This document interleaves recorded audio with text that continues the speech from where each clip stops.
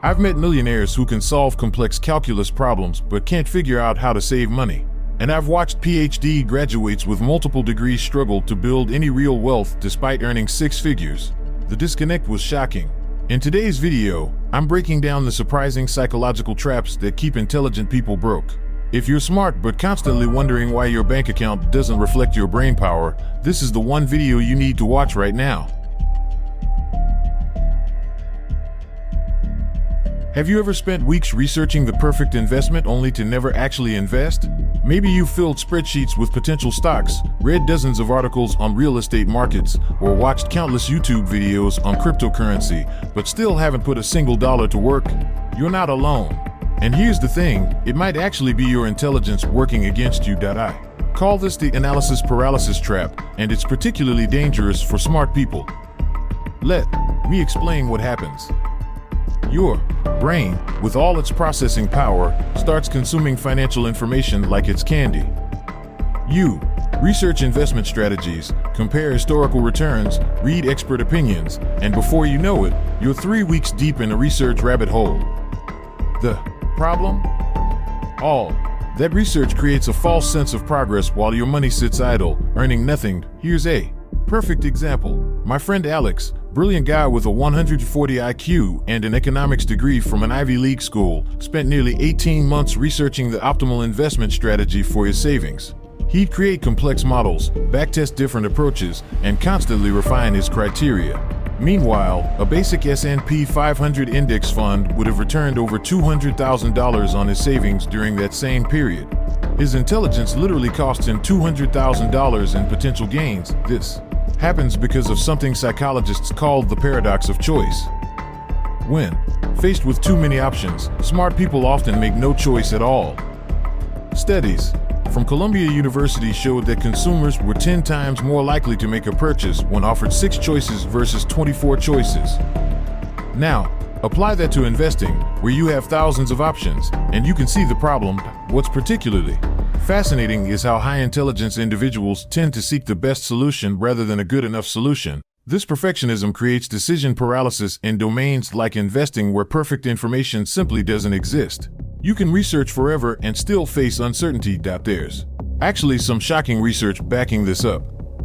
A study tracking investment performance among Mensa members, people with IQs in the top 2% of the population, found they consistently underperformed market averages despite their intellectual horsepower. These literal geniuses were overthinking their way to poor results. The psychological root of this problem is that smart people have higher standards for decision making. You expect certainty in an inherently uncertain domain. You believe if you just research a little more, you'll find the perfect strategy or the perfect timing. But markets don't work that way. So what's the solution? What if there was a simple decision-making framework that could help intelligent overthinkers bypass their own mental roadblocks? That's where the 2-minute decision rule comes in. Here's how it works. After you've done basic research and something looks promising, set a literal 2-minute timer on your phone and force yourself to make the decision before it expires. No more research, no more analysis, just decide. This creates a psychological circuit breaker that prevents the overthinking spiral.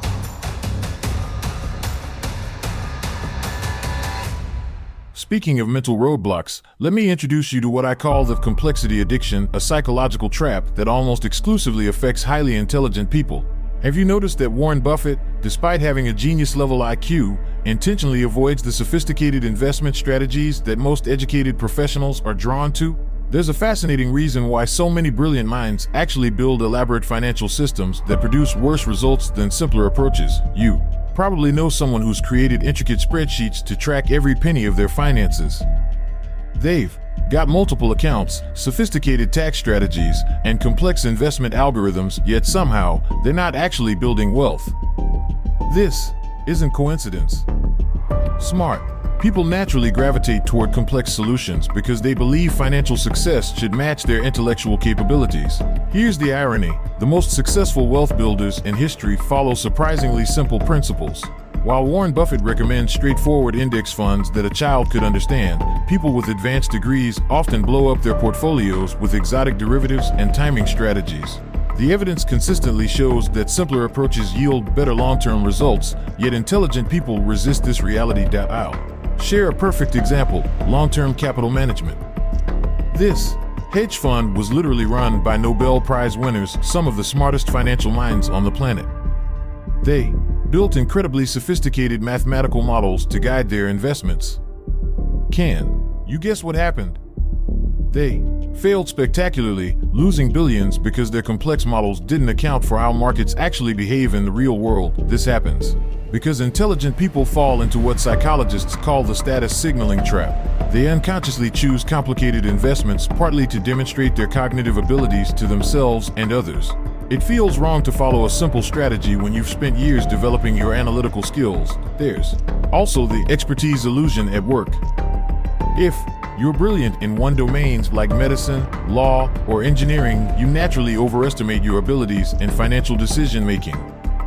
A surgeon who can perform intricate operations might assume their intelligence will translate into financial expertise, leading them to create unnecessarily complex investment strategies. The psychological root of this behavior is a fundamental belief that simplicity equals unsophistication.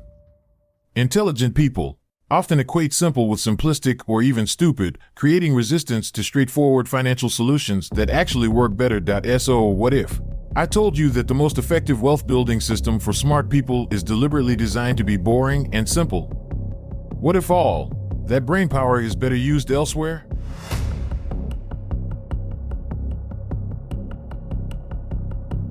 That brain power could be better used recognizing an invisible wealth drain that's affecting educated professionals right now. I've noticed a disturbing pattern where the highest achieving individuals often end up with surprisingly little wealth despite decades of impressive income.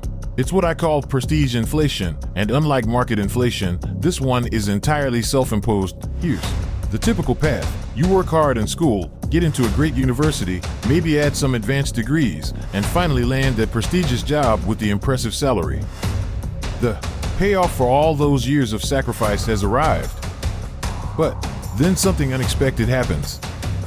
That first big paycheck triggers a psychological response that can derail your entire financial future. Let me explain why a surgeon making $400,000 annually might actually have a lower net worth than a teacher earning $60,000. It sounds impossible, but I see it all the time. The surgeon, after years of medical school and residency, feels entitled to live like a doctor. This means the luxury car, the large house in the exclusive neighborhood, private schools for the kids, and high-end restaurants. Meanwhile, the teacher, having never expected extravagance, quietly builds wealth through consistent saving and modest living. The research is clear on this. As income increases, professionals tend to upgrade their living situations dramatically. Moving to expensive neighborhoods or purchasing oversized homes significantly raises their fixed expenses, creating a never-ending cycle of elevated spending. What makes this particularly dangerous is the social environment these high achievers operate in. There's an unspoken expectation among doctors, lawyers, and executives to display certain visible markers of success. Your colleague just bought a Tesla? Suddenly your perfectly good car feels inadequate. Your fellow surgeon lives in the gated community? Your nice suburban home now seems insufficient. The statistics are shocking. Many highly educated professionals reach their 50s with negative net worths despite earning millions over their careers. They've been making money but not building wealth, a crucial distinction. The psychology behind this is fascinating. Achievement-oriented individuals often use consumption as a form of validation. You worked hard through years of education and career building, so you deserve that luxury watch or vacation home. It's a reward system that creates a dangerous cycle of spending that undermines long-term financial stability. And here's where it gets really interesting. The very mindset that made you successful academically, the ability to delay gratification and work toward future rewards, gets completely inverted once you achieve career success. After years of sacrifice, many high achievers develop an unconscious belief that they're entitled to spend freely once they make it. The solution? Implement what I call the wealth ratio. Deliberately maintain your spending at a fixed percentage below your income, regardless of how much you earn. If you commit to living on 70% of your income, whether you make $100,000 or $500,000, you break the prestige inflation cycle and build actual wealth. So here's the thing about intelligence and wealth: your smarts aren't holding you back, it's how you're using them. Throughout this video, we've seen how overthinking, overcomplicating, and overspending can derail even the brightest minds from building real wealth. The good news? You can start fixing this today. First, automation is your secret weapon.